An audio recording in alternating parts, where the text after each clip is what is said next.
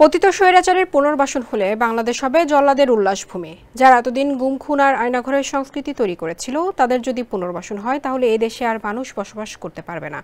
এই দেশ হবে জল্লাদের উল্লাসভূমি, এমন মন্তব্য করেছেন বিএনপির সিনিয়র যুগ্ম মহাসচিব রুহুল কবির রিজভী।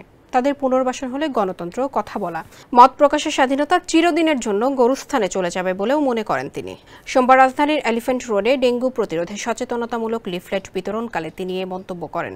স্বৈরাচারের প্রশ্নে সবাইকে সজাগ থাকার আহ্বান জানিয়ে তিনি বলেন, এখনও যারা গণতন্ত্রের সুফল ভোগ করছেন, আন্দোলন এবং বিপ্লবের সুবিধা নিচ্ছেন, বিভিন্ন পদে যাচ্ছেন, তারা যখন বলেন আওয়ামী লীগের ঘর গোছানো উচিত, এই ধরনের বার্তা দেন, তখন এটা সাংঘাতিক ধরনের মরণঘাতী বার্তা।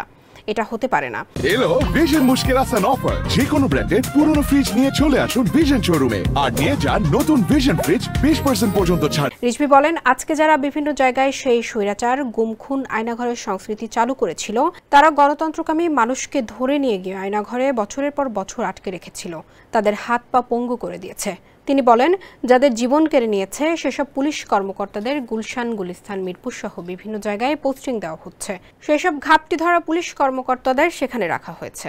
এটাই যদি উদ্দেশ্য হয় এই অন্তর্বর্তীকালীন সরকারের, তাহলে ছাত্র জনতার এই আত্মত্যাগের কি হবে?